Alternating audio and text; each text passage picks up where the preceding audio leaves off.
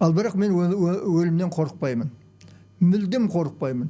Тіптен ол келе қойған жағдайда күліп қарсы аламын. Алланың бұйрығы келген екен ғой. Мен Совет үкіметін иттің етінден жек көремін. Иттің етінен де жаман жек көремін. Неге? Ол біздің халықты жойып жібере жаздады. Жалпы мынау қазақтар сияқты тарихтан артта қалған халық жойылып құрып кетуге тиіс. Ол тарихи заңдылық дейді. Қараңыз, бұл Совет үкіметінің қазақтарға байланысты көзқарасын айтып тұр. Ол Кремльден келген комиссар болатын. Соның айтып тұрғаны болды ғой, 30 жылдар солай болды ғой. Айтып отырмын ғой, 40 миллион қазақтың малын Кремль тартып алып, Мәскеуді құтқарды, Ленинград, Куйбышевті құтқарды. Ал қазақ қырылып қалды 32 жылы. Аман қалудың жолын, осы бір қауіпті қатерлі кезеңнен аман өтудің жолын қарастыру керек. Тіпті керек десеңіз басып кіруі мүмкін. Қаруы күшті мемлекеттер төңірегіміздегі басып кіруі мүмкін. Ал енді жаңа халықаралық заңдарды түкіргенім бар деген Трамп сияқтылар табылады төңірегімізден. Табылады. Құрметті достар, біздің кезекті қонағымыз тірі классик, аңыз адам, кинодраматург және жазушы Смағұл Елубай. Смағұл аға, рахмет келгеніңізге, уақытты бөлгеніңізге көп рахмет. Жалпы мен бірінші сұрағым, қазіргі өзіңіздің сезіміңіз қандай, денсаулығыңыз жақсы ма, өмірге деген позицияңыз қандай, оптимизм ба, реализм ба, қандай сатыдасыз қазір? Мынандай жағдай, мынау жас келгендіктен шығар, біздің өмірге деген көзқарасымыз сіздердің өмірге деген көзқарастарынан бөлектеу. Жас болып көрдік, 60 дегеннің де некенін көрдік, 70 дегеннің некенін көрдік. Енді сол келесі жылдың басында 80 дегеннің некенін көргелі отырмыз. Сондықтан бұл жастағы адамдарды біз жақсы түсінетін болдық. Жасы келген адамдарды. Содан кейін денсаулыққа келетін болсақ, Құдайға шүкір, айта көре екі аяқтың үстінде жүргенімізге мәзбіз. Соған шүкіршілік етеміз, шын айтқанда. Сол денсаулық мәселесі осылай. Жалпы ол сөзді маған Дулат Исабеков ағамызды айтқан, марқұм осы 1,5 жыл бұрын, әлі көзі тірі кезінде мен ол кісіден сұхбат алғам. Сол дәл осы сөзді айтқан. Қазіргі ең бір үлкен құндылық денсаулық деп. Бірақ баяғы өткен жылдарды шолып өтсек, сіздің ең дүрк етіп ат шыққан туындыңыз Ақбоз үй, әрине сізді атақты қылған, сізді классик қылған дүние. Сол Ақбоз үй кітабын, романын сіз 35 жаста жазған екенсіз. Сол жас демекші. Дулат ағамыз маған айтқан, ол да Қарғын романы 37 жасында жазған екен. Сол мен Дулат ағамның сұрағам, қызық деп, жазушылардың көбісі сол 35 пен 40-ның ортасында ең басты дүниелерін шығарады екен. Сол заңдылық па, әлде солай тек өзіме өзі қалыптасады ма деп сұрағанда, ол маған айтқан, 37 жас ең бір биік шыңға шығатын жасың.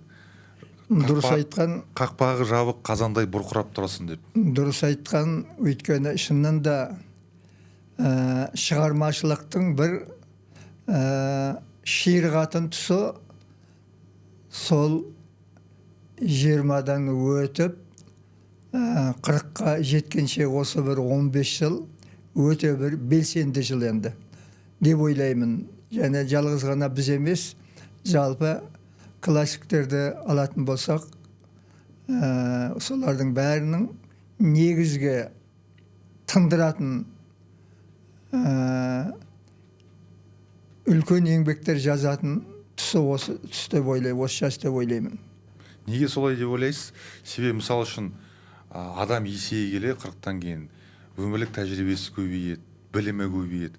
Бірақ неге сондай белсенді үлкен дүние шығара алмайды. Оның бір мен кейде қалжыңдап былай деймін, сәл-пәл адам есалаңдау болады. Өзінің қандай қиын тақырыпқа кіргенін байқамайды. Жастық желек бөлікпенен періп кетеді, нар тәуекел деп. Дәл мынау ағаңыздың басында да сондай жастық бір желек бөлік болды деп ойлаймын. Әйтпесе біз қолға алған тақырып, мысалы ашаршылық тақырыбы, керек десеңіз біз оған құлаш ұрған кезде бүкіл совет әдебиетінде, қазақ әдебиеті тұрмақ, совет әдебиетінде ашаршылық деген сөз айтылмайтын, тыйым салынған болатын. Советтік цензураның бір 2-3 тыйым салған цензураның пункті бар, соның біреуі 30-шы жылдардағы ашаршылық болатын. Оның себебі бұл ашаршылықтың авторы Голощекин менен Сталин болатын. Қазақстандағы ашаршылықтың. Солардың яғни компартия болатын авторы. Солар өздерінің жасаған қылмысын бойындағысы келмейді. Оны жаңағы алайдап, бұлайдап, сылап-сипап тарихта жаңағы асыра сілтеу болды, олай болды, бұлай болды деп алдап келді. Мінекей сол өтірікті біз бала кезімізден бастап естігенбіз. Біздің ауыл сол ашаршылықты бастан кешкен ауыл. Әке шешеміз айтып отырады, ауыл ақсақалдары айтып отырады. Сол ашаршылықты, яғни Голощекин тепкінің 25-28 жылдары бастан кешіп, содан бұл жеренді бізді қыруға беттеді, малымызға қол салып деп, біздің әке шешеміз Ақтөбенің Байғанин ауданынан ауа көшкен, үстірт арқылы ауа көшкен, бүкіл ауыл болып. Содан алдыменен Қарақалпақстанда тоқтады. 47 жылы сол Қарақалпақстанның Маңғыт деген қаласының маңында бір маңындағы бір құмның ішінде біз өмірге келіппіз. Содан кейін біздің ауыл ары қарай Түркменстанға қарай көшті. Хорезм дейтін аймақ қой бұл. Өзбек, түркмен, Қарақалпақ аралас отырады бұл жерде. Әмударияның бойында. Сол жерде біздің 53-ші жылдары есіміз кірді. Соны бала болып ойнап жүрген кезіміздің бәрі әлі күнге дейін есімізде, 3-4 жастан бастап. Неки осындай тағдырда қазақтың бір ауылы бастан кешті. Сол ауылдың перзенті болғаннан кейін біз сол 20-шы, 30-шы, әсіресе 32-ші жылғы ашаршылық туралы кішкентайдан құлағымызға құйып өстік. Сол тарихты, халық тарихын. Неки 61-ші жылы Алматы облысына көшіп келдік. Мен Алматыдағы 12-ші мектепте оқыдым. Сол мектепте оқып жүргеннің өзінде соңғы класста тарихты ашып қарасам, ешнәрсе жоқ. 32-ші жылғы ашаршылық туралы ауыз ашпайды. Ашаршылық деген сөз жоқ. Асыра сілтеу болды деген ғана сөз бар. Бұл қалай сонда? Мектепте бізді оқытады, совет мектебі. 1-ші класстан бастап әділін айтыңдар, ашығын айтыңдар, өтірік айтпаңдар деп оқытты ғой бізді. Мына не кітапта? Тарих кітабымызда бастан аяқ өтірік. Өйткені оның өтірік екенін біз білеміз. Өйткені біздің әке шешеміз 30-шы жылдардың уақиғасын айтып отыратын, жасырмайтын. Сөйтіп, біздің сол мектептің соңғы класында жүргенде, осы 12-ші мектептің Алматыда. Мұна біздің тарихқа деген бір сенбестік, шын айтқанда тарихқа деген бір ашу пайда болды. Неге бұлар өтірік айтады? Халықтың тарихын неге бұрмалайды? Деп, содан бастап біз осы тарихқа сүңги бастадық. осы тарихқа қатысы бар нәрселерді оқи баштадық. Және де сол ал енді университет бітіргеннен кейін мен барлық шаруаны жиып қойдым да, осы әлі көзі тірі болатын 30-шы жылдардың ойранын көрген ақсақалдар тірі болатын. Мен осы ақсақалдар тыңдайын деп, сонау Ақтөбенің Байғаниніне кеттім. Ол жерге барып тыңдадым. Сосын үстірт арқылы жүріп өтіп, Қарақалпақстанға бардым. Ол жерден таптым қазақтарды, сол заманды көрген, сол көшіп кеткен. Сосын Түркменстанға бардым, Ташауыз дейтін облысында. Сол кеткен қазақтардың көбі тұрады екен, олардың ақсақалдарын сөйлетіп, біз дерек жинай бастадық. Көз көрген адамдардан, басынан кешкен адамдардың әңгімесі бөлек болады ғой. Ол тарихшы емес, ол саясатта шаруасы жоқ, көргенін айтып береді. Сол маған үлкен не болды? Жаңағы негіз болды. Сол Ақбоз үй дейтін жаңа өзің айтып отқан романға баруға негіз болды. Осының бәрі. Ақбоз үй деген романның жазылу тарихы қысқаша айтқанда осылай. Жаңа айтып отырсыз ғой, Сталин, Голощекин деп. Жалпы советтік режим, империя, біз қазақ елінің ені көп халқын қырып өтті ғой, былай айтқанда. Жауыздық режим деп айтсақ та болады. Бірақ кейбір адамдар айтады, совет режим болмағанда сіз әлі мал бағып жүретін не едіңіз деп. Қалай қарайсыз соған? Советтік үкімет бізге бергені көп па, алғаны көп па? Совет үкіметінің бергені де бар, алғаны да бар. Бірақ мен совет үкіметін иттің етінден жек көрем. Иттің етінен де жаман жек көрем. Неге? Ол біздің халықты жойып жібере жаздады. Және саналы түрде жойып жібере жаздады. Оны қалай дейсіз ғой? Мысалы, 19-шы жылы ол кезде Қазақстан, Өзбекстан деген жоқ болатын, Түркістан дейтін атайтын. Осы мына Орта Азия республикаларын. Осы Түркістанға совет үкіметін орнатуға Таболин дейтін бір комиссар келіп сөйлеп тұр дейді. Сөйлеп, соның сөзі менде бар қолымда. Ол сөйлеп тұр, сол сөзінің ішінде былай дейді. Жалпы, мынау қазақтар сияқты тарихтан артта қалған халық жойылып, құрып кетуге тиіс. Ол тарихи заңдылық дейді. Қараңыз, бұл совет үкіметінің қазақтарға байланысты көзқарасын айтып тұр. Ол Кремльден келген комиссар болатын. Соның айтып тұрғаны. Ал енді мынандай детальді айтқым келіп отыр. 17-ші жылы Тұрар Рысқұловтың айтуынша қазақтың саны 8 миллион болды деп Тұрарда бар. 27-ші жылы қазақтың саны 7 миллион болды дейді. Тағы да сол Тұрардың берген дерегі бойынша, Рысқұловтың берген дерегі бойынша. Сонда 37-ші, кешіріңіз, 27-ші жылы 7 миллион болған қазақтан 39-ші жылы 1 миллион 900 мың ғана қазақ қалады Қазақстанда. Сондықтан да мен айтып отырмын, қазақты қыру бұл сол совет үкіметінің қылмысы болды. Голощекин мен Сталиннің қылмысы болды. Тіпті бір кәуесет әңгіме бар. Қазақ қырылып жатыр деп, енді Тұрар Рысқұлов Сталиннің алдында айтумен болды ғой. Сонда бір Сталинге бір қазақ емес уәкіл кіріп, шынында Қазақстан қырылып жатыр, көмек бермесе болмайды деген ғой. Сонда бұл енді қауесет, бұл енді факті емес. Сталин айтты дейді, так и надо этим желтым заразым деп айтты дейді. Қараңыз. Шынында да оның қазаққа деген көзқарасы нашар болды. Сталиннің нашар болды. Анау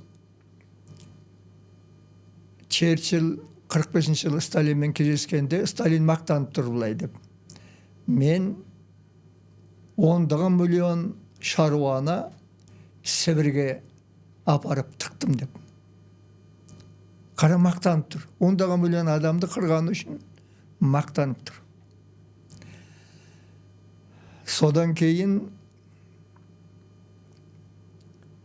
мынау 21-22 жылдары Ленин бастаған қызыл коммунистер, қызыл террор яғына былайша айтқанда, соғыс коммунизм саясаты дегенді ойлап табады.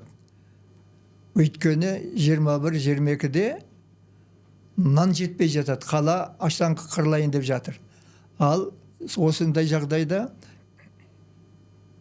шаруаның қолында нан бар, мал бар. Қалада мал да жоқ, нан да жоқ. Қалада бірақ коммунистер тұрады, полиция тұрады. Содан кейін бүкіл советтік структура тұрады қалада. Соларды аштан аман алып қалу үшін сонда Лениннің ойлап тапқан саясаты. Анау шаруалардың қолындағы нан мен етті қалай тартып алуға болады? Сатып алайын десе ақша жоқ. Енді оны тартып алу керек. Алудан басқа жол жоқ тартып алу. Өйткені қырылап қаласың. Қаладағы коммунист басшылар қырылып қалады. Сонда ол соғыс коммунизм саясаты дегенді ойлап тапқан. Ол не деген сөз? Яғни соғыстың кезінде коммунизм болу керек. Мынау менеке, мынау сеніке деген болмау керек. Ортақ болу керек. Тамақ, нан, мүлік, байлық. Сондай саясатты ойлап тауып, шаруаның алдындағы малын, аузындағы нанын тартып алды. Содан 22-21 жылдары сұрапыл аштық болды. Ол аштық барлық жерде болды, Россияда да болды. Өйткені шаруаның етпенен нан шаруаның қолында еді. Соны тартып алу үшін ойлап тапқан саясаты коммунистердің. Сондықтан да мен коммунист десе қазір жерге түкіремін. Бұл иттердің жасамағаны жоқ халыққа. Қараңыз. Неки сонда Мұхтар Әуезовтің шамаменен 25-тің ояқ бұяғындағы кезі екен. Анау ашаршылықпенен енді 22-ші жылы жұрт қырылып жатыр, ашаршылық болды. Малын тартып алғаннан кейін ол әсіресе ауыл дегеніміз қазақ қырыла бастады. Сонда ашаршылықпен күрес комиссиясының бір мүшесі Мұхтар Әуезов болған екен. Сол ауылды аралап қайтып келгеннен кейін бір үлкен жиналыста сөз сөйлеп, біз қазір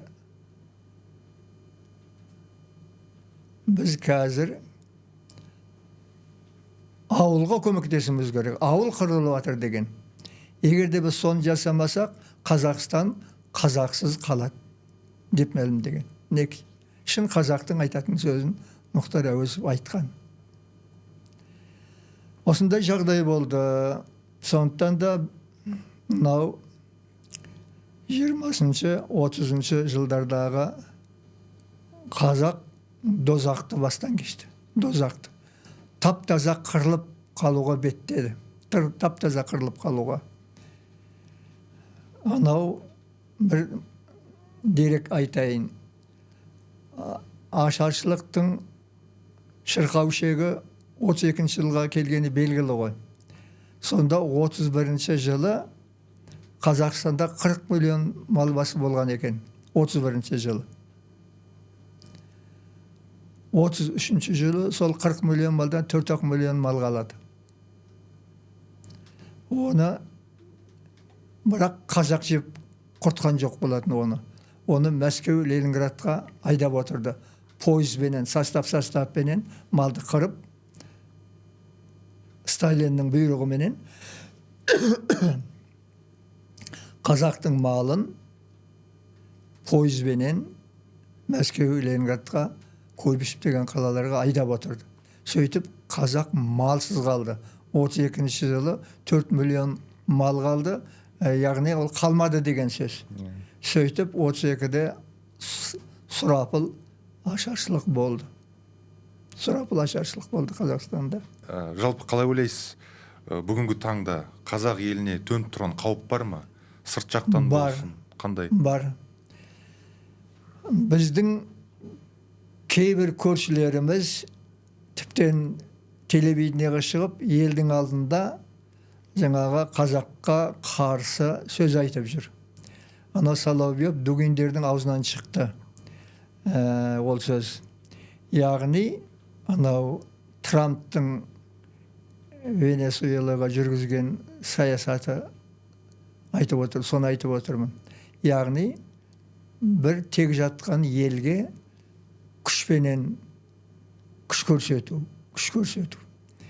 Сол күш көрсетуді бұлар да айта бастады. Біздің Ресей деген көршіміздің солақай саятшылары, шовинист саясатшылары соны айта бастады ғой, күш көрсету жөнінде. Оның ішінде Қазақстанда бар. Ол күш көрсетудің соңы не болатыны белгілі ғой. Жаңағы сіз айтқан ашаршылық, біз айтқан ашаршылықтың бәрі сол алдымен күш көрсетуден болады, оның байлығын тартып алудан болады. Неки сөйтіп бұл дәл қазіргі жылдары, осы әсіресе соңғы жыл осы тенденция қатты байқалады әлемде. Мемлекет өзін аман алып қалу үшін ешкімді аямау керек деген. Аямау керек. Тарту керек десең, тартып алу керек.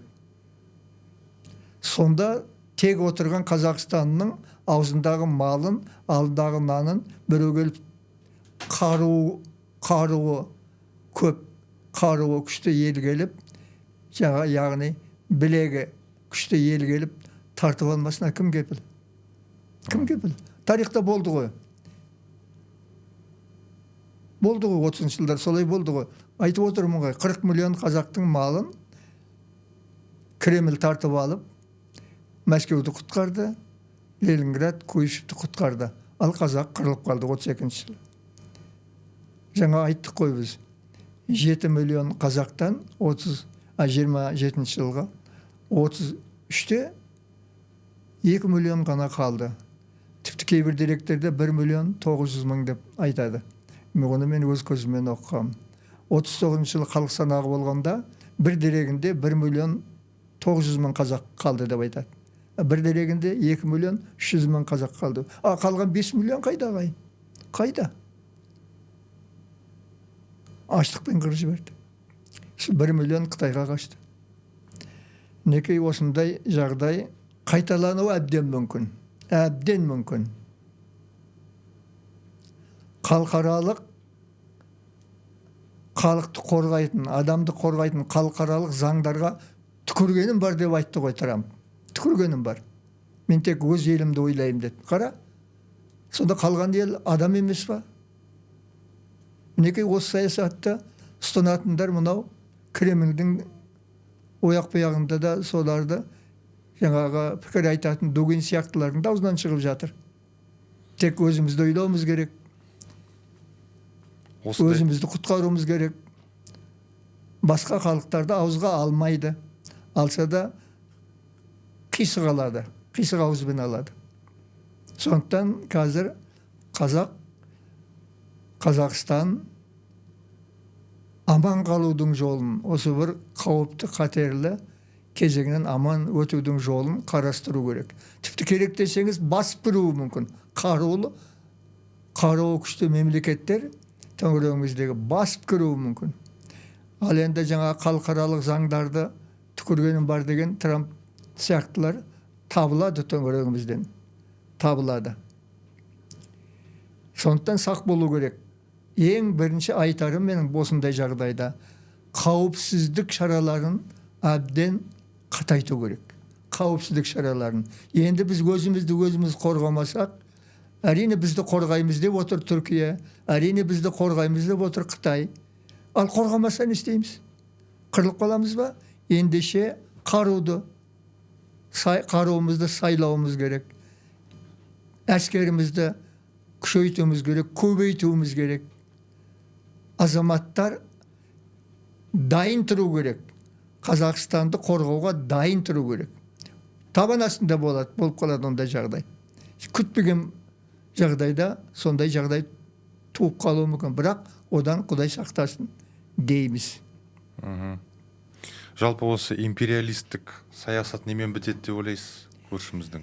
Империалистік саясат, жалпы империяның болуы қазіргі жер бетінде ол төңірегіне қауіп. Империя деген не нәрсе ол? Империя дейтін ол індет, ауру, төңірегін жалмап жұту, өз шекарасын кеңейту империяның бірінші мақсаты. Сөйтіп төңірегін жалмап жұтып, кеңейе беру империялық індет деп аталады. Сол империялардың ешқайсысы ол індеттен сау емес. Олардың мақсаты мәңгі тұру, төңірегін жұту, төңірегінің тілін жұту, елін жұту, сөйтіп өзі мықты болып мәңгі қалу. Қазір бұрынғы советтік империяның орнында Ресей империясы салтанат құрып отырғаны белгілі. Неге совет үкіметінің орнында пайда болған 15 республика неге жек көреді? Ол советтік империя. Неге? Өйткені сол империялық індеті ешқашан ортаймай, індеті ылғида болғаны үшін жек көреді. Оның пиғылын біледі ол, мынау бөлініп кеткен елдер. Енді қазірдің өзінде Ресейдің ішіндегі ұлттық республикалар қазірдің өзінде шамасы келсе, осы империяның құлағанын күтіп отыр. Өз алдына тәуелсіз ел болғанын армандап отыр, күтіп отыр. Ал енді онымен күшпен күресейін десе, күші келмейді. Империяның аты империя, қару жетеді, адам жетеді, оны тасталқан қылады. Осындай жағдайда отырмыз біз қазір. Мына басқа жақтан қарасаңыз, тілімізді жойылып баратқан сияқты. Жақында мен Нұрлан Өнербаев ағамызбен сөйтіп сұхбаттасқанбыз сол жайында. Ол сол өзінің үрейін айтқан маған. Кім? Нұрлан Өнербаев, әнші. Сол біздің жалпы мына қазақ деген ұлтымыз, қазақ деген тіліміз шамалы бетіп сілкіп қоятын сияқты, жоғалып баратқан сияқты сондай бір сезім келеді да маған. Себебі бір жағынан империя болса, екінші жағынан арабтандыру. Жалпы мына өзге діннің бізге басып кіруі, жастардың көбі сол дінге беріліп кетуі мен үшін өте қауіпті жағдай сияқты. Сіз қалай ойлайсыз? Мен біріншіден біздің тіліміз жойылып баратыр дегенге сенбеймін. Олай өйткені біздің тілді қолдайтын институттар жетеді қазір. Содан кейін жалпы қазір ұлттық санасы негізінен оянған. Қазақ тілі десең, қазақтың 90-95% өре түрегеледі қазір. Ол жойылайын деп атыр деп айтсақ, өре түрегеледі. Сондықтан мен оған сенбеймін. Яғни біздің халықтың ұлттық сезімі, әсіресе жастар арасында ұлттық сезімі оянғанын біз күн сайын көріп отырмыз.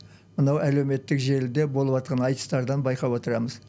Сондықтан ондай апат біздің тілге төніп тұрған жоқ. Керісінше тілді, бірақ совет заманынан қалған психологиямыздағы кергеткендік бар. Психологиямызда советтік санадан қалған, ой, сол орыс тілін білсек жетеді ғой. Ол не керек? Орыс тілін білсек, пәленбай мемлекетпенен қарым-қатынаста боламыз, дамимыз, информация көп. Ал қазақ тілі тек қана қазақтарға ғана керек болып қалды ғой, оның болашағы жоқ дейтін кергеткен, сорлы, совет заманынан қалған сорлылар толып жатыр арамызда. Сақ болуымыз керек. Толып жатыр, бірақ ашық олар шықпайды. Өйткені оның мойнын жылы болады қазіргі ұлтшыл жастар. Мойнын жылы болады, ондай айтатын болса. Бірақ олар бар. Оны қайдан біліп отырсыздар ғой? Айдың күннің аманында бала шағасын, немерелерін орыс мектебіне береді. Ол деген сөз қазақ тілінің болашағына сенбейді деген сөз. Сенбейді. Қара, яғни біз сол мәңгүрттену кеселінен әлі арылған жоқпыз. Ол мәңгүрттену совет заманында әбден дамыған. Біз тәуелсіздік болмай тағы бір 20-30 жыл сол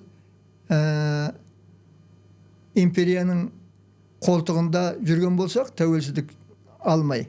Онда біз қоштасатын едік. Шыннан да қоштасатын едік. Ұлттық қазақ тіліменен шыннан да қоштасатын едік. Ал қазір қазақ тілінің мемлекеттік статусы бар, ол жұмыс істеп тұр қазір. Сондықтан оған сенуге болмайды, бірақ тіл үшін ылғи күрес жүріп отыру керек. Өз ошағының басынан бастап, анау жұмысыңа барған жерге дейін, жалпы өміріңнің басынан бастап аяғына дейін тіл үшін күрес. Кез келген азаматтың ол парызы. Ол француз бола ма, ол ағылшын бола ма, араб бола ма, бәрібір өз тілің үшін күресу, өзіңнің болашағың үшін күресу деген сөз ғой. Халқыңның болашағы үшін, мәдениетіңнің болашағы үшін, бала шағаның болашағы үшін, мемлекетіңнің тәуелсіздігі үшін күрес деген сөз ғой. Қараңыз, бір-біріне байланысты нәрсе олардың бәрі. Мен солай ойлаймын, тіл болашағы туралы. Жаңа күрес деп отырсыз ғой. Сіз Ақбоз үй романын шығарар алдында ұзақ күрескенсіз, мен білуімше. 5 жыл бойы соны жаңа жарыққа шығармай, сіздің мүмкін дұшпандарыңыз болды ма екен, оны енді қазір айту қиын шығар мүмкін. Бірақ сол кезде үлкен тәуекелге бардыңыз ғой, совет үкіметі ол кезде болды әлі. Әрине Горбачевтың кезі ғой, мына перестройка жақындап келе жатқан кез шамалы. Оттепелі сөз еркіндігі пайда бастады. Бірақ дегенмен сіз үлкен ұзақ бір күреске басыңызды тіктіңіз, үлкен тәуекелге бардыңыз. Сол бір қадалған жерімнен қаналам деген сондай бір шабыт, айбат болмағанда қалай болар еді деп ойлайсыз романның тағдыры? Шынына келгенде мен барлық жұмысымды тастап, кәдімгі жұмысым бар еді, соны тастап, жұмыссыз отырып, ана Алматының батыс жағында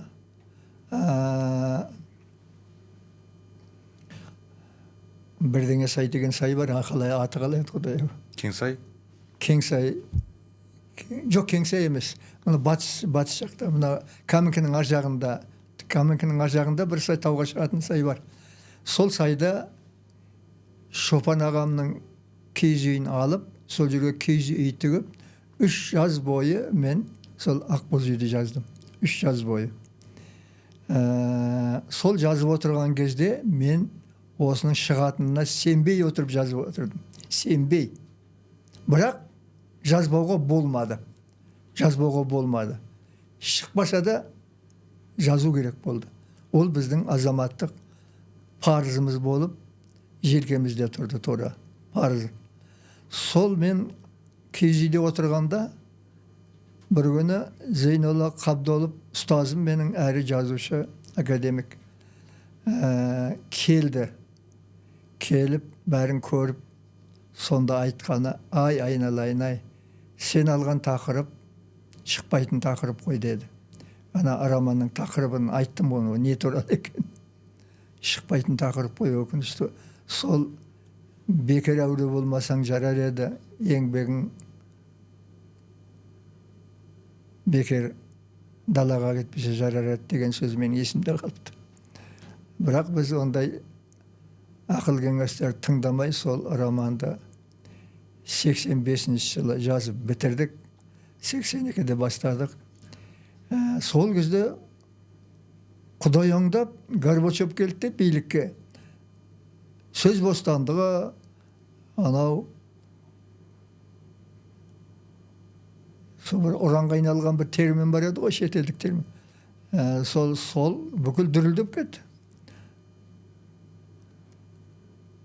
Бірақ 86 жыл оқиғасы, соның арқасында енді әрине жаңағы сөз бостандығы берілгеннен кейін, Горбачев айтқаннан кейін, жастар соған сенді де көшеге шықты ғой, сөз бостандығын айтып. Қазақстанды қазақ басқару керек дегенді айтты ғой. сөйтіп 85 жылы жанған үмітіміз 86 жылы жалп етіп өшті де қалды. Неге? Тыйым салынды.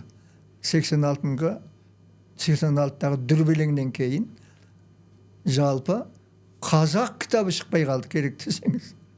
Шығармай қойды. Қазақ деген сөз баспасөзде жоғалып кетті бірнеше айдың көлемінде. Ашып қараңыз, сол кезде газеттер не болды. Сонда ұлтшылдық, қазақ деген ұлтшылдыққа ұрынды қазақтар деді ғой Горбачев, Мәскеуден тұрып айқайлап. Содан шошып кетті біздің басшыларымыз, түгел шошып кетті. Өйткені ол кездегі ұлтшыл деген айыптау, фашист деген айыптаудан да ауыр болатын совет адамдарына. Фашист дегендерін де ауыр болатын. Сол бүкіл қазақ ұлтшыл болып шыға келді. Ендеше қазақ деген сөзді, баспасөзде бір 4-5 ай сондай болды. Қазақ деген сөз жоғалып та кетті. Қазақ деген сөзді айтсақ, қазақтың тарихын жазсақ, біз ұлтшыл болып кететін болдық. Сонда мен баспаға берген 85-те бітірдім дедім ғой, Ақбоз үйде. 85-тің аяғында, 86-ның басында баспаға беріп едім. Баспада отырған бір жазушы ағам, енді қазір өліп кетті, бас редактор болып баспаның. Сол ұйымдастырды, қарсы мақала ұйымдастырды, рецензия ұйымдастырды, қайтару үшін. Ақбоз үйде қайтару үшін қарсы рецензиялар ұйымдастырды, өз таныстарына тапсырма беріп. Соны біз бастан кештік. Яғни шығармай тастады. Шығармай қалды.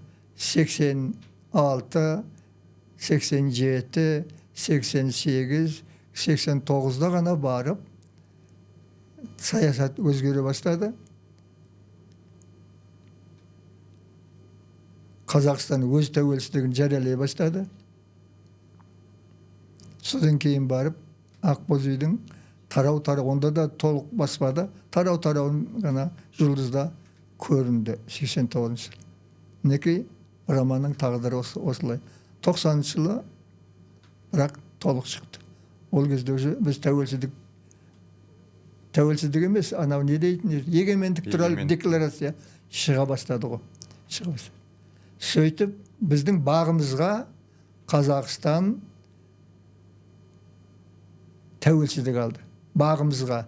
Ал егер ол болмағанда, тәуелсіздік алмағанда, кім білет, Совет үкіметі қайта орнап, ондай да жағдай болу әбден мүмкін еді. Өйткені есіңізде ғой, анау 5 идеолог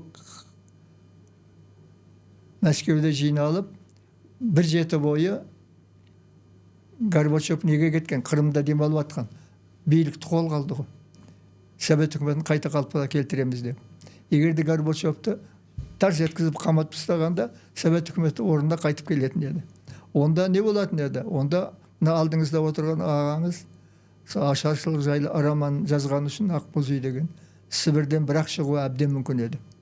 Совет үкіметі сол кезде біз естік КГБ ең алдыменен қолға салатын шынжырды, кісенді дайындап қойды деген. Пәленбай 100 мың кісенді дайындап қойды деген. Құдай сақтап аман қалдық сөйтіп. Тәуелсіздіктің арқасында Совет үкіметі сол омақаса құлады 91 жылы. 90 жылдардан бастап құлай бастады. Соның арқасында біз аман қалдық, роман аман қалды, қазақ та аман қалды дегім келеді. Жаңа айтып отырсыз, сізге қарсы бір мақала ұйымдастырылды деп. Сол Дулат Исабеков ағамызбен сөйлесіп тұрғанда, ол осыған ұқсас бір оқиға айтқан. Бір есімде жоқ, шығармасының аты қандай екен, бірақ бір шал туралы, ол шал Насыбай сияқты бір шөпті шайнайтын көрінеді, кейіпкер. Иә, бар, тіршілік дейтін. Иә, тіршілік. Сонда Сайын Мұратбеков ағамыз оған қарсы бір мақала жазып, шығармай қойды ма, әлде бір сөгіс естіді ма Дулат ағамыз, білмедім оны. Айтты, Дулат айтты ғой ашығын. Иә, бірақ Дулат ағамыз айтқан сол Сайынның қылығын түсінбей қойдым. Соңғы күнге дейін бір реніште кеткен сияқты болды. Ол жаңағы маған қарсы мақала ұйымдастырғанда қазақтың әйгілі жазушысы өліп кетті ол. Әйгілі жазушы, мұны айтпай отырмын әдейі. Сол бізді сүріндіргеннен оған не пайда деп ойлаймын қазір. Сөйтсем, бұлар өзінің креслосын ойлаған екен. Сайында сол кезде сол жазушы баспасын басқарды. Кстати, олар өзінің қызметін ойлаған болу керек, солай деп ойлаймын. Қана қызметтен олар қуылып кететін еді, егерде Ақбоз үйді шығарса. Қараңыз, өйткені идеология солай сол кездегі. Совет үкіметіне бар, тек басыңды қағып тастайды мысалы қателігің үшін.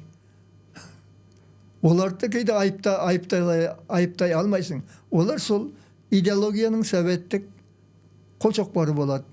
Қаласаң да, қаламасаң да, совет үкіметінің айлығын алып отқаннан кейін бітті, сол идеологияға жұмыс істеуге міндетті, тиісті деп ойлаған жүр. Жалпы қалай ойлайсыз, шығармашылық адамға бір таразыда өзінің шығармашылығы болады, принциптары болады, екінші таразысында сол жаңағы қызметі болады. Сол екі таразының ортасын таңдауын қаншалықты қиын деп ойлайсыз? Мен өз басыма келетін болсақ, қызметке бармадым. Бар қызметімді тастадым. Осы Ақбоз үйді жазу үшін. Кәдімгідей қызметім бар еді. Киностудияның бас редактор едім. Ол кездегі жастар үшін кәдімгідей қызмет болатын. Айлығы да жақсы. Сондықтан бұл менің алған бағытым жалпы ол кезде совет үкіметі бар кез қоянды. 84-85-те жаздым мен романды. 84-85, әлде 83 ба. Әйтеуір 3 жазам есімде.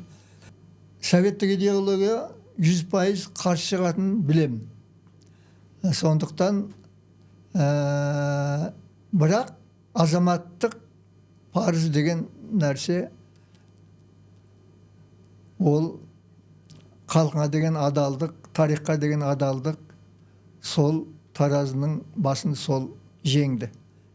Ауыр тартты, басып тұрды. Егерде жазушының бойында бір батырлық болмаса, бізде батырлық болды шын айтқанда. Батырлық болмаса бара алмайды. Ол тақырыпқа ешкім бармаған тақырып. Бару да мүмкін емес. Қорқат баруға элементарно. Біз соған бардық, не болса болсын деп. Өйткені ар жағында халық тағдыры тұр, ақиқат тұр, шындық тұр. Күндердің күні болғанда бәрібір мойындалатын шындық екеніне бір жаңағы ішкі түйсігіміз сенді соған. Сондықтан да біз бұл айттық қой жаңа әңгіменің басында, Совет одағында ашаршылық тақырыбы қолға алынған жоқ болатын. Қазақстанда одан бетер айтуға болмайтын, ауыз ашып айтуға болмайтын ашаршылық туралы. Бір мысал айтайын. Өткен ғасырдың 74-ші жылы жазушылар одағында бір пленум болды. Трибунаға Мұрат Әуезов шықты да осы ашаршылық туралы әңгімені қозғады. Әңгімесінің соңында айналып келіп, бұндай халықтың трагедиясын айналып өткен жазушы емес. Айналып өткен әдебиет деуге болмайды деп қатты айтты. Мен залда отырып сұмдық қуанып, сыртқа шыққаннан кейін Мұратты құшақтай алдым. Өйткені мен сол кезде бұл тақырыпты, жаңағы осы тақырыпты толғатып жүрген кезіміз болатын.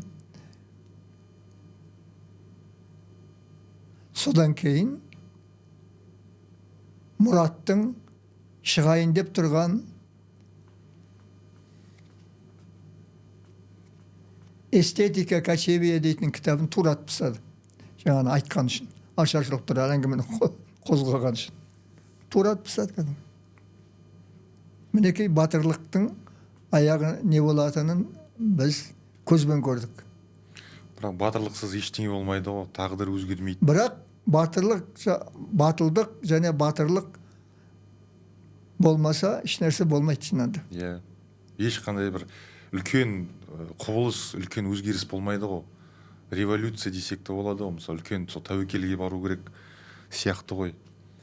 Жаңа сіз айтып отырсыз ғой, 3 жаз бойы жаңа қызметімнен кетіп жаздым деп. Есіме ана Колумбияның аңыз классигі Габриэль Гарсия Маркес есіме түсіп кетті. Ол да ана 100 жыл жалғыздық романын сөйтіп жазды ғой. Барлық мүлкін сатып, жаз бойы 1 жыл ма, мүмкін 2 жыл ма, білмеймін. Сол отырып, аштыққа таяп қалған жағдай болды. Ақшасы жоқ. Сол әйел де оны шамалы бүйтіп шұқып, қамшылап, әйтеуір бір туындыны шығарды. Оның отбасында қиын жағдай болады, өйткені табыс жоқ. Иә. Кітабын жіберсе ешкім қабылдамайды. Сондай болды рас. Бірақ сөйтіп шықты ғой әйтеуір. Бар әлемде дүрліктіріп шықты сол роман. Сол кейде ойлаймын, ең маңызды дүние солай шығатын сияқты. Көптеген жаңа бөгеттерге соғады, көптеген жоқ шықпайсың деген бір сөзге соғады әкеп. Бірақ әйтеуір сол бұйырса күндердің бір күнінде шығатын сияқты ғой. Тіпті айтып отырсыз ғой жаңа, сенген жоқпын деп. Тіпті сенімсізді жүре берсең бір жерге жететін сияқтысың ғой. Рас айтып отырсың, өйткені бір заманның ағымына келмейтін, ағымнан бөлек өзінше бір жаңа сөз айтатын шығарманың тағдыры қиын болатыны белгілі. Ол жолда сол жазушының өз тағдыры да тәлкек болып кетуі әбден мүмкін. Онда ол сол жолға түскен жазушының. Сондықтан да оған шынында батырлық керек, күрескерлік керек. Қазір қалай ойлайсыз? Мен кейде ойлаймын, кеше де ағамызбен сөйлесіп отырмын. Сол ағам айтамын да, қазіргі заманда интеллигенция қалмаған сияқты. Интеллигенция десек, сол сіздің қатарыңыздағы зиялы азаматтарды ғана есімізге аламыз. Мұқағали ағамыз, сол Сайын ағамыз, Дулат Исабеков ағамыз, мына Төлен Әбдік ағаларымыз. Бірақ сіздің қатарыңыздың жасы келді ғой енді. Ал бірақ 30-дан 40-қа дейін күші қайнап тұрған, бұрқырап тұрған сол азаматтарымыз қайда деп ойлаймын да кейде. Интеллигенция қайда? Қайдағы бір сырттан келген информацияға төтеп бере алатын сондай бір интеллигенция қайда екен деп кейде ойланам. Жоқ сияқты. Әлде оны жарыққа шығармай ма әдейі, әлде ол жоқ па екен, ауызбіршілік жоқ па екен, соны кейде ойлаймын. Жазушылар союзы жоқ, бір өте мықты берік тұрған. Тым ауыр сөз ғой айтып отырғаның. Қазір интеллигенция жоқ деп айтып отырсың. Бұл өте ауыр сөз. Сол интеллигенцияға батылдық жетпейді десек, көп нәрседе шындыққа батылдық жетпейді десек. Бірақ енді мынандай жағдай. Біздің заманда интеллигенцияның ішінен шыққан жазушыларға, мысалы, алыңыз Ілияс Есенберлин тарихты жазды ғой. Батырлық па? Батырлық. Көптеген қазақтың көзі ашылды. Осы Ілияс Есенберлинді оқып көз ашылды. Ол заманның бір ерекшелігі тікелей күресетін дұшпан болатын. Ол дұшпан советтік идеология болатын. Дұшпан, нақты дұшпан, көрініп тұрған. Сондықтан батырлар сол көрініп тұрған советтік идеология деген дұшпанмен айқасатын. Бізде сол дұшпанменен айқастық кезінде, бірақ оны жеңдік па, жеңе алмадық па білмейміз. Сол шығармаларың халықты қорғап, тарихты қорғап шығатын деңгейде жазылса, сол идеологиялық дұшпанды жеңгенің деп білемін. Бір жақтан жеңгенің ол. Ал енді қазіргі жағдайда біз Қазақстанның идеологиясын дұшпан деп айта алмаймыз. Неге дұшпан ол? тәуелсіз елдің идеологиясы ғой. Ұлттық идеологиямыз ғой. Сондықтан да қазіргі сіздің айтып отқан интеллигенция жоқ деп айтып отқан себеп қазіргі жағдайда үлкен дұшпанның жоқ болуы. Нағыз жаңағы идеологиялық дұшпанның, яғни империялық дұшпанның, советтік империялық дұшпанның жоқ болуы. Жоқ қазір бізде ондай. Бізде тәуелсіз елдің ғана идеологиясы бар. Ол идеологияны жасап жүрген өздеріміз жасаған идеологияға өзіміз қалай дұшпан боламыз? Қара. Сондықтан да интеллигенция жоқ болып елестейді. Анау үлкен дұшпанмен күресіп жүрген адам жоқ қой енді. Өйткені үлкен дұшпан жоқ. Советтік идеология жоқ. Дұшпанымыз жоқ болғаннан кейін жаңағы интеллигенцияда күрескер интеллигенция жоқ болып елестейді. Жоқ сияқты елестейді. Бірақ оныменен интеллигенцияның әлсіздігін ақтап алуға болмайды. Құдайға шүкір, жазатын тақырыптар жетеді, бұлай жетеді. Әлі жазылмай жатқан тақырыптар жетеді. Неге соны жазбасқа? Неге соны жазбасқа? Тарих қанша көтерілмей жатыр. Мен қазір Абылай хан тарихымен айналысып жүрмін. Айналайындар-ау, қазақтың ұлы ханы Абылай туралы неге кітап жоқ? Қараңыз, неге кино жоқ деп мен жаңағы сценарий жазып дайындап қойдым. Бала Абылай деген сценарийден бастайық деп.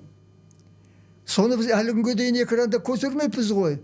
Қараңыз, интеллигенцияның жоқ деп отырғаныңыз деген айыптауды осы тек қана осымен ақтауға болады. 40 жылдай болды тәуелсіздік алғанымызға. Қазақстанда қазақ таман алып қалған ұлы Абылайды неге біз экранға шығара алмаймыз? Бар ма? Телевидениеде немесе кинода бар? Жоқ қой. Мінекей осыны мен қазір шырылдап айтып жүрмін. Және сценарийді жазып дайындап қойдым. Бала Абылай деген. Құдай қаласа, Бала Абылай бағы ашылып, кино түсірілетін болса, хан Абылайды қолға аламын. Хан Абылайды. Сөйтіп, қазақтың ұлы ханы, қазақты жойылып кетуден аман алып қалған 18 ғасырдың ортасында. Жойылып кетуден аман алып қалған ұлы ханымыз туралы экранда біз әңгіме айтуға тиіспіз. Сол сценарийді біз жазып отырмыз қазір. Абылайдың аруағының алдында ұят. Кинода болмау деген сөз, жалпы өнерде болмау деген сөз. Абылай туралы кинода әңгіме көтерілмеуі, жалпы әңгіменің көтерілмеуі деп бағалауға болады. Өйткені кинода көтерілген тақырып қана бүкіл елге тарайды. Қазір кітап тарамайды, 2000 данамен шыққан кітап қайда тарайды ол? Кино болып шығу керек. Ең біздің қасиетті тақырыптарымыз, киелі тақырыптарымыз, ұлттық ұлы тұлғалар туралы тақырыптарымыз кинода экранға шығу керек. Сонда ғана біз ол аруақтардың алдында біз ұлттық парызымызды өтей аламыз деймін. Неки интеллигенцияның қазіргі әлсіздігі осында. Тіпті Абылайды кім екенін білмейтін режиссерлер мен сценаристер бар болуы мүмкін, толып атқан болуы мүмкін. Қараңыз, солай да ойлаймын оның себебі. Ал біз енді жас кезімізде көшпелі ауылда балалық шағымызды өткізгеннен кейін біз 19 ғасырды оп-оңай елестете аламыз. 19 ғасырдағы қазақ елін оп-оңай елестете аламыз. Бізге қиын емес оны жазу. Жазып қойдық. Бала Абылай деген сценарий дайын тұр. Осындай жағдай. Жалпы қазір киноға ризасыз ба? Назар аударуға тұратын дүниелер шығып жатыр ма? Қалай ойлайсыз? Кино бұл біз разы болайық, болмайық, бірақ өкіметтің ең бірінші назарында болатын нәрсе кино деп білемін. Мысалы, Нұрсұлтан Назарбаевтың президенті кезінде сол кісіден бізге заказ келіп түсті. Қазақ хандығының өмірге келу туралы сценарий жазу керек деген. Біз соны жаздық. Соның арқасында қазақ хандығы өмірге келді. Режиссер Рүстем Әбдіраш түсірді. Содан кейін оның екінші сериясы дүниеге келді. Алтын тақ деген.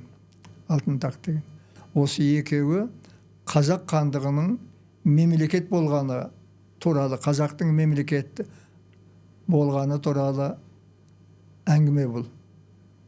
Сол тарихымызды жоғалтып алмас үшін сол президент осы нәрсені қолға алды. Нұрсұлтан Назарбаев қолға алды, және президент қолға алғаннан кейін барып іске асты бұл. Әйтпесе бюрократияның батпағына батып, ол тақырып далада қалатын еді. Жалғыз мен көтеріп жүрсем, далада қалатын еді. Президент көтерді. Ендеше қазіргі киноның тағдырын біздің президентіміз Қасым-Жомарт Тоқаев ылғи назарда ұстап отыру керек, ылғи бақылауда ұстап отыру керек. Кино өйткені өнердің ішіндегі ең маңыздысы кино деп Ленин бекер айтқан жоқ, баяғы 20-ші жылдардың өзінде. Қазірде дәл солай. Киноны бәрі көреді ғой, өйткені экранға шыққан кезде бәрі көреді ғой. Ендеше сол бәрі, жұрттың бәрі көретін жалпы халықтық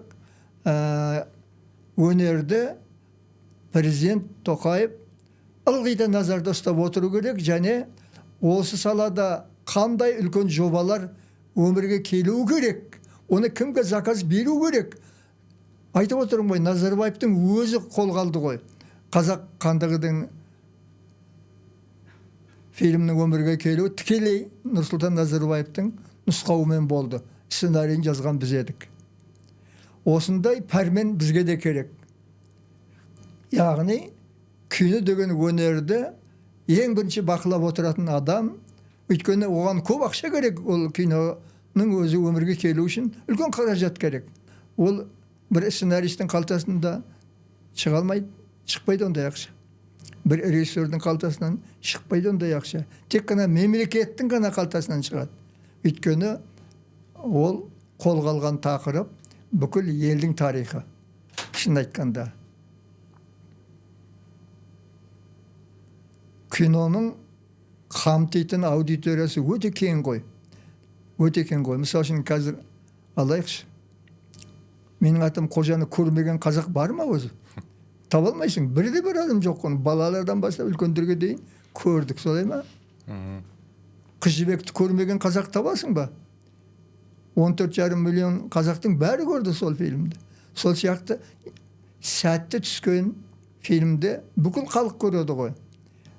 Сәтті шыққан романның өзін айтып отырмын ғой. 2-ақ мың данамен шығады, 2-ақ мың адам ғана оқиды оны деп. Қараңыз, сондықтан кино мемлекет басшысының тікелей қадағалауында болу керек. Өйткені үлкен ақшаны талап етеді. Мен солай ойлаймын. Жалпы мен былай қарап отырсаңыз, кешеде бір досым екеуміз есімізге алып отырмыз. Классиктердің қатары сиреп бара жатыр. Көбісі мысалы үшін былтыр жақында осы Асанали Шимов ағамыз кетіп қалды. Оның алдында Дулат Исабеков ағамыз кетіп қалды. Нағыз үлкен арыстарымыз дүниеден өтіп жатыр. Сіз жеке жалғызсырамайсыз ба? Қатарыңыз азайып, сөйлесер адам таппай. Бұл жасы 80-ге келген, кез келген адамның басында бар тауқымет.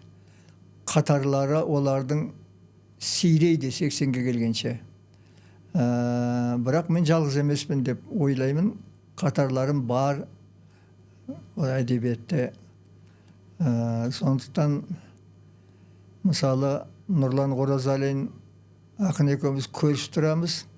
Осы өзіңізбенен сөйлесіп отырған тақырыптардың бәрін біз жиі қозғап отырамыз. Бұл адамға сырлас, дос, өте қажет. Өте қажет. Тіптен бәрін біліп тұрсаң да қажет. Сенің өзіңнің білгеніңнің мынау халыққа қаншалықты әсер етеді. Қаншалықты ол маңызды дәл қазіргі күнде қолға алуға. Соның бәрін сол өзіңнің жақын достарыңменен сырлас үстінде көз жеткізуге болады. Сондықтан өте маңызды, бірақ біздің қатарымыздың сиреп қалғаны рас. Ол рас. Өмірдің заңы ғой енді, ол біздің орнымызды талантты жастар басу керек, және олар классик деңгейіне көтерілу керек. Көтерілу керек. Жоқ деп айтуға болмайды. Ол дүркіреп өсіп келе жатқан талантты жастар барлық майданда бар. Әдебиет майданында да бар, кино майданында да бар. Сондықтан болашақтан үлкен үміт күтеміз. Мен баяғыда әжемнен, ол да бір 80-нен асып бара жатқан жасында жиі сұрайтын, ол кезде кішкентай баламын, әже, сен осы жас кезіңе қайтан оралғың келе ме, 35-45 жасыңа деп. Жоқ дейтін ол кісі. Қиыншылықтан басқа ештеңе көрген жоқпын өмірімде деп. Не істеймін ол жас кезімді? Қазіргі жасым жақсы деп. Сол кезде 80-нен асып бара жатқан енді әжеміз ғой. Сос келесі сұрақ, өлімнен қорқасың ба деп сұрайтын. Оған да жоқ дейтін. Несін қорқам, кетесің де қоясың деп. Сіз қалай өлімнен қорқасыз ба? Сіздің шешеңіз жақсы жауап берген екен. Жаңағы сіз өлімнен қорқасыз ба деп сұрақ қойғаныңызда ол жоқ деген ғой. Енді Алланың бұйрығы болса, одан өлімнен қорқудың керегі жоқ. Мен шын айтқанда өлімнен қорықпаймын, тіптен қорықпаймын. Бірақ 10-15 жыл өмір сүргім келеді. Неге дейсің ғой? Менің ұлым, қызым бар. Олардан өрген немерелерім бар.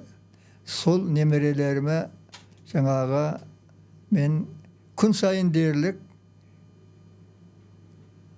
өзімнің білетінімді, ең болмағанда қазақтың тілінің байлығын күн сайын үйретіп отырамын, тәрбиелеп отырамын.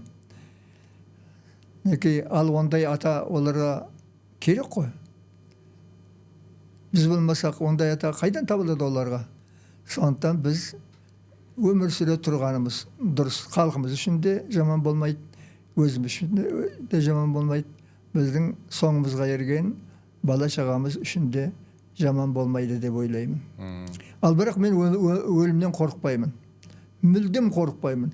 Тіптен ол келе қойған жағдайда күліп қарсы аламын. Алланың бұйрығы келген екен ғой. Керек десеңіз, мен өзімнің жататын жерімді, мына Ақши дейтін ауыл, осы жерден 120 шақырым жер, Балқаш жақта. Зиратқа барған сайын көрсетем інілеріме, мына жерге мені қойыңдар деп. Сол осы кейде адам ойламайтын пәлес жоқ қой, кейде ойлайсың, анау жердің қойнына түсіп жату, сол кезде адамға қорқынышты ғой, тіпті өліп қалсаң да қорқынышты ғой деп. Соңғы кезде ойлап жүрім, тіпті сол қорқынышты емес екен ғой деп. Қорқынышты емес екен ғой. Жер ананың сені құшағына алғанның өзі, бұл ғажайып нәрсе ойлап отырсаң. Құшағына алғанның өзі. Өзіңнің туған жеріңде, басқа жерде емес, туған жеріңде сол топырақты иіскеп жатудың өзі бір жақсы болып көрінеді. Жақсы болып көрінеді. Сондықтан мен ол өліммен бетпе-бет келгенде мүлдем қорықпаймын. Жаңағы бір Алланың бұйрығы келген екен ғой деп сол құшақ жая қарсы аламын деуге болады. Ол да бір батырлық қой, былай айтқанда. Шынында мен өлімнен қорықпаймын. Ол мақтанғаным емес, сол шынында да солай.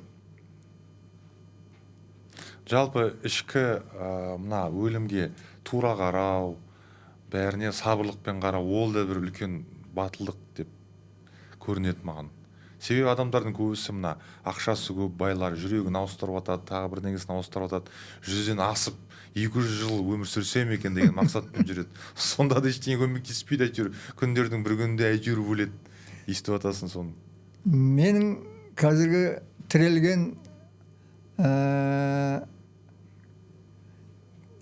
тірелген түсінігім бойынша сол 85-ке өмірім жетсе Құдайға ризамын. Тіптен ризамын. Ал енді 90-на ары қарай өмір сүргім келмейді, шын айтқанда. Келмейді. Өмір сүргім келмейді 90-нан ары қарай. Өйткені өмір сүрудің өзі оңай емес. Бұл салмақ адамға. Кәдімгі тірі жүруінің өзі 90-нан кейін адамға бұл бақыт әкелмейді, бір әбігершілік әкелетін нәрсе. Әбігершілік.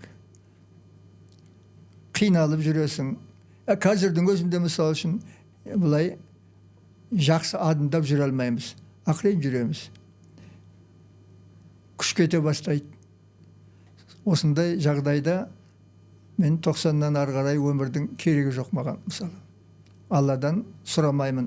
Маған ұзақ жас бер деп сұрамаймын Алладан. Керісінше сол 85-ке жетсем, ай Алла тағала осы бергеніңе шүкір деймін. Болды. Жаңа Алла деп отырсыз ғой. Сіз үшін Құдай сыртта жатқан тылсым күш пе, әлде адамның ішіндегі жатқан сенім бе? Бұл біздің көп ойланып, көп жазған нәрселеріміз ғой. Сол әлі кітап болып шыққан жоқ, кітап дайындап жатырмын. Бұл жайлы, Құдайдың барлығы жайлы айтпаған ойшыл жоқ әлемде, бәрі айтқан. Біз айтар едік, осы біздің сөйлеп отыруымыздың өзі бұл ақылға сыймайтын құбылыс. Сөйлеп отыруымыздың өзі. Бізге хайуандарға берілмеген тіл берілген, сана берілген, ұят деген сезім берілген. Және сол Құдай тағаланың бар екенін мойындау, ойлау, және сол Құдай тағалаға ұмтылу деген сезім берілген. Менің соңғы сұрағым, бірдеңеден өкінесіз бе? Мүмкін өткен, кеткен замандарды есіңізге алып.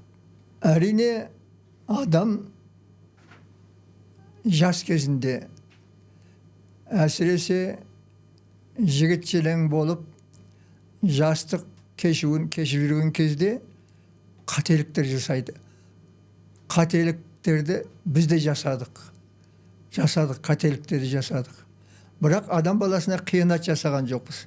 Бірақ қателіктер жасадық. Сондай шалыс қадамдар, яғни мұсылманға тән емес, жалпы сондай бір өмір болғаннан кейін адамда шалыс қадамдар болады. Оны өмір бойы ұмыта алмайсың, өкініп жүресің өмір бойы. Шалыс қадамдар жасайды, адам жас кезінде жасайды. Жас кезінде, өкінішке орай.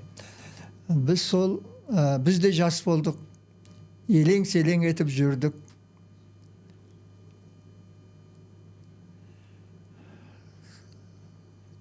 Сол кейбір шалыс қадамдар жасағаның, кейбір айтқан сөздерің есте қалады, жаман сөздер.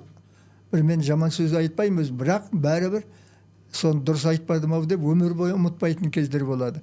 Сол кезде осыдан мысал үшін 50 жыл бұрын сол бір сөзді артық айттым ау деп өкінетін кездерім болады.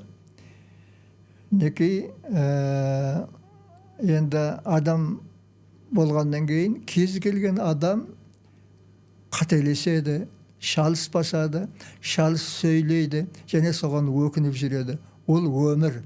Кез келген адамның басында бар өмір.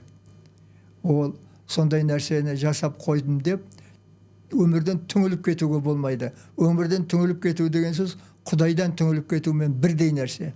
Сондықтан Құдайдан адам еш уақытта үмітін үзбеу керек. қанша қателессең де сол Алла тағала кешірер. Ана жаққа барғанда, мәңгі бақиға барғанда Алла тағаланың дидарын көрерміз деген үміттен еш уақытта арылуға болмайды. Сол үміт ылғи болу керек. Адам мына өмірде өзгеге үлгі болу үшін, бала шағаға үлгі болу үшін сондай үміттен адам арылмау керек. Үмітсіз болмау керек. Жақсылықтан, Құдай тағаладан болашақтағы жақсылықтың болатынына, о дүниеде жақсылық болатынына бәріне үміттену керек. Сонда ғана сен Алла жолынан таймайсың. Керемет, рахмет Смағұл аға келгеніңізге. Өзіңе де рахмет айналайын. Сізге тек денсаулық тілеймін, қайратыңыз қажымасын, 80 жасқа сәтті келіңіз, және де артта қалдырған үлкен мұраңыз ешқашан өшпесін. Аумин. Рахмет.